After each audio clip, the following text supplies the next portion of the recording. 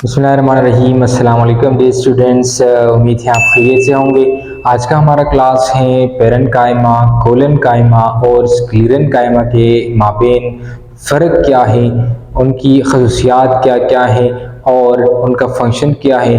ये तीनों टॉपिक्स हम बड़ी तफसील के साथ मुतालिया कर चुके हैं। तफसील देखने के लिए अलहदा इन वीडियोस को आपने देखना होगा। यहाँ पर हम एक एनालिटिकल स्टडी पेश करेंगे कि इन तीनों टॉपिक्स का जो डिफरेंसेस हैं वो हम पेश करेंगे। तो सबसे पहले जो पेरन कायमा है ये लिविंग सेल है, इसके साथ जो कोलन कायमा है ये भी लिविंग सेल है, यानी उनके दरमियान माइटोकॉन्ड्रिया है, राइबोसोम्स हैं, गोल्गी बॉडीज हैं, प्रोटोप्लास्ट वगैरह जितने भी ऑर्गेनेलीज हैं ये उनके दरमियान मौजूद हैं, साइटोप्लाज्म है, वैक्यूल है, सेल मेम्ब्रेन है, वगैरह वगैरह ये सारी चीज़ें उनके अंदर मौजूद हैं। ठीक है, इसके साथ कोलन कायमा भी ये भी लिविंग सेल्स हैं। इसके साथ जो स्क्लीरन कायमा है ये जब मेच्योरिटी को पहुंच जाता है, यानी पुख्तगी को जब ये स्क्लीरन कायमा के सेल्स पहुंचने लगते हैं तो क्या होता है कि डेड बन जाते हैं। ये हम बड़ी तफसील के साथ मुताला कर चुके हैं।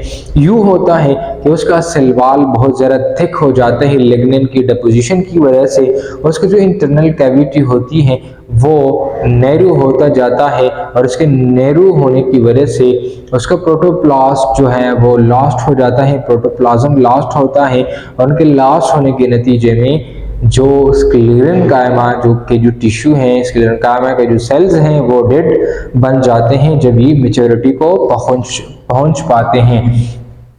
इंटरसेलुलर स्पेस को अगर हम देखें तो पेरन कायमा सेल्स के दरमियान लार्ज इंटरसेलुलर स्पेसेस मौजूद होते हैं। इंटरसेलुलर स्पेस का मतलब ये है कि सेल्स के दरमियान जो स्पेस होता है, एक सेल जब दूसरे सेल के साथ कनेक्शन बनाएंगे तो उनके दरमियान जो फासला होता है उसको इंटरसेलुलर स्पेस कहा जाता है। तो अगर हम देखें पेरन कायमा के तो यहाँ पर आपको लार्ज इंटरसेलुलर स्पेसेस मिलेंगे। इसके साथ अगर हम देखें कोलन कायमा के सेल को तो it is irregular thicken at corner thicken with pectins. यहाँ पर आपको जो उसके जो एंड्स हैं, इसके जो मार्जिन्स हैं, उसके जो कॉर्नर हैं वो आपको थिक नजर आएंगे। ये कोलन कायमा के जो टिश्यू है इसका सबसे बड़ी जो शनाख्त है वो यही है, ये कॉर्नर से थिक हो चुके होंगे। ये एमसीक्यूज पॉइंट आप के लिए ये याद रखना बहुत ज़रूरी है कि यहाँ पर ये कॉर्नर से थिक क्यों है, तो ये पैक्टिन की वजह से ये थिक हो चुके होते हैं। इसके साथ अगर हम स्क्लीरन कायमा को देखें तो ये बहुत ज़्यादा थिक हो चुके होते हैं क्योंकि यहाँ पर लिग्निन जो कि एक पॉलीसैकेराइड है उसकी बहुत ज़्यादा डिपोजिशन हो जाती है। अब बात करते हैं what are the functions of parenchyma, स्क्लीरन कायमा एंड कोलन कायमा।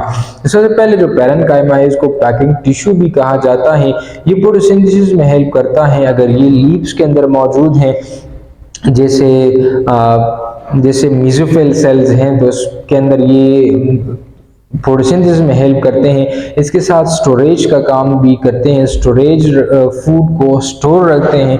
इसके साथ न्यूट्रिएंट्स वगैरह को भी ये स्टोर रखने में हेल्प करते हैं। इसके साथ जो कोलन कायमा है तो कोलन कायमा मोस्टली फ्लेक्सिबिलिटी को शो करता है, यानी ये शो इलास्टिसिटी।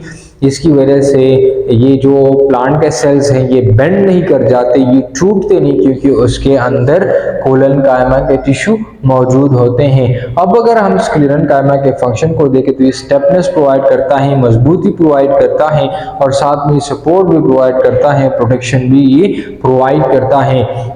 तो आई होप आपको आज की इस लेक्चर की समझ आ चुकी होगी। कोई सवाल कोई कंफ्यूजन तो आप कमेंट बॉक्स में पूछ सकते हैं।